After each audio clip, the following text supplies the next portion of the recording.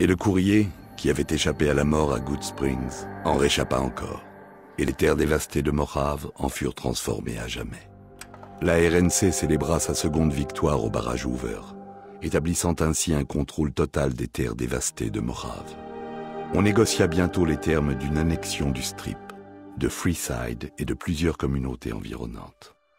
Les terres dévastées de Mojave avaient fini par tomber aux mains de la RNC. Le courrier, juste et impartial à travers les terres dévastées, fut honoré par la RNC pour le soutien militaire qu'elle apporta au barrage Hoover. On lui remit la branche d'or, la plus haute décoration civile de la République. Tabitha et Rhonda partirent vers l'est, traversant le territoire de César. On entendit les récits de leurs exploits à l'ouest, mais peu de gens y croyaient. Finalement, les histoires du duo furent rassemblées et publiées, avec un certain succès chez les lecteurs les plus jeunes. Révigoré par ses voyages avec les courriers, Raoul reprit les armes en souvenir de Rafaela.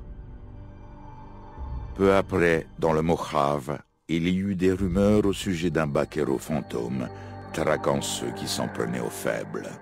Grâce à l'intervention des Gunrunners, les boomers parvinrent à développer une relation commerciale saine avec la RNC. Finalement, les boomers commencèrent à s'aventurer dans les terres dévastées, tout en préservant Nellis des étrangers. Dans les terres dévastées du Mojave, la confrérie et la RNC conclurent une trêve officielle, même si elles se battaient partout ailleurs. Conformément à cet accord, la RNC remit à la confrérie toutes ses armures assistées. En échange, la confrérie aida à patrouiller l'I-15 et la 95. La paix avec la RNC soulagea les inquiétudes de Veronica au sujet de l'avenir immédiat de la confrérie. Cependant, le fossé qui s'était creusé entre elle et les autres membres ne se combla jamais. Elle commença à se cloîtrer dans les bibliothèques croulantes, découvrant des technologies prometteuses que la confrérie n'adopterait jamais. Après l'élimination de leur chef par le courrier, les Tox s'éparpillèrent dans les terres dévastées. Sans le semblant d'organisation mis en place par Motor Runner, Cook, Violette et Driver Nephi, ils tombèrent comme des mouches. Après sa victoire au barrage, et en partie du fait de l'aide médicale apportée par les disciples, la RNC les autorisa à prendre soin des réfugiés. Les services offerts par le vieux Fort Mormon s'étendirent, et il devint le refuge des habitants les plus déshérités de New Vegas. Arcade avait espéré que Freeside puisse conserver son indépendance vis-à-vis de la RNC, mais il fut ravi de la défaite de la Légion au barrage. Il continua à s'occuper quelque temps des malades à Freeside, puis retourna sur le territoire de la RNC, et y devint instituteur auprès des disciples. Good Springs devint plus animé après la prise de contrôle du Mojave par la RNC, mais eut aussi à subir les lourds impôts de la République. Certaines personnes âgées, incapables de les payer, durent quitter la ville à regret. Dans les années qui suivirent l'élimination de la Cassidy Caravan, la RNC utilisa les preuves pour faire chanter la Crimson Caravan et les Van Graff.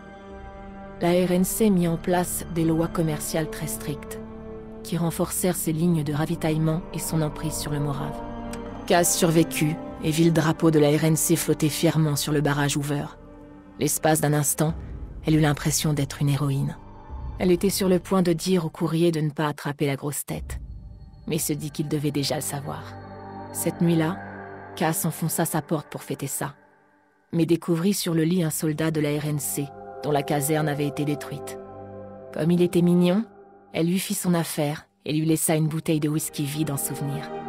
En marchant le long du barrage, dans le noir, elle se sentit saoule, comblée et heureuse d'être en vie, ce qui, à ses yeux, suffisait bien. Après la seconde bataille du barrage de Hoover, les Grands Khan retournèrent un temps au Red Rock Canyon. Le besoin d'expansion de la RNC empiéta sur leur promesse d'amnistie. Et peu de temps après, le gouvernement ordonna aux Khan de partir. Les Grands Khan furent déportés dans une réserve isolée et désertique, loin au nord des routes de commerce de la RNC. Grâce au courrier et à Lily, l'expérimentation du Dr Henry déboucha sur un remède à la schizophrénie des Nocturnes. Les Nocturnes et autres supermutants des terres dévastées affluèrent à Jacobstown, et la ville devint pour eux un havre de paix. Lily continua à prendre des demi-doses, et bien qu'elle gardât l'image de ses petits-enfants en tête, elle resta assommée et confuse. Finalement, Elle quitta le chemin du courrier et voyagea vers l'ouest pour retrouver les vestiges de son passé. Suite à la victoire de la RNC au barrage Hoover, la trêve établie avec les Kings se transforme en période de stabilité pour le peuple. Malgré plusieurs demandes appuyées envoyées à Freeside pour les enjoindre à incorporer la RNC, les Kings maintiennent farouchement leur indépendance. Après la greffe du cerveau de Ray sur le corps cybernétique de Rex, il lui fallut du temps pour s'habituer au souvenir du chien de la vieille casse. Finalement, la personnalité de Rex s'apaisa, et sa mémoire intégra des souvenirs de longs voyages avec la vieille Madame Gibson. Formés par le courrier, les bras cassés se distinguèrent lors de l'attaque de la Légion contre le camp Golf. Mags fut enfin promu sergent et tous les bras cassés reçurent une citation. Ils continuèrent à servir avec honneur pendant de nombreuses années. Novak n'était pas une cible prioritaire de la Légion, mais nombre de ses habitants périrent en tentant de défendre la ville. Au cours des semaines qui suivirent, des acolytes de Bright vinrent en renforcer les défenses, ce qui lui permit de demeurer indépendant de la RNC. Cherchant un endroit où il pourrait se rendre utile, Boone rempila au sein de son ancienne unité. Il restait habité par ses remords, mais ils se cristallisèrent en un objectif auquel Boone se consacra. Il passa ses permissions à traquer les négriers dans le désert. La dernière chose que virent la plupart d'entre eux fut son béret de premier de reco.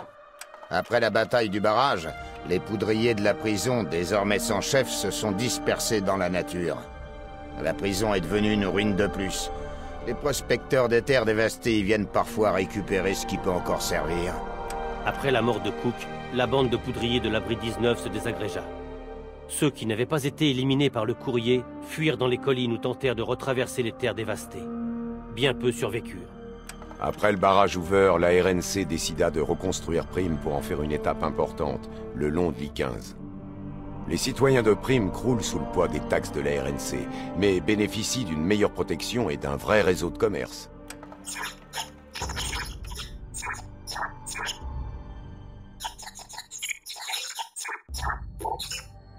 Malgré les pires craintes du chef Adlon, les Rangers résistèrent et se distinguèrent lors de la deuxième bataille du barrage Hoover. Les Rangers partagèrent la gloire avec la plupart des soldats de la RNC. Hanlon resta sagement à l'écart et porta la victoire au crédit de la stratégie du général Oliver. Après les festivités, Hanlon quitta son poste et regagna la tranquillité de son ranch près de Reading. Après leur courageuse sortie au barrage Hoover, les vestiges disparurent aussi vite qu'ils étaient apparus. La légende de leur puissance courut vers le sud-ouest, comme pour rappeler qu'il fallait craindre l'apparition des vertiptères dans les cieux.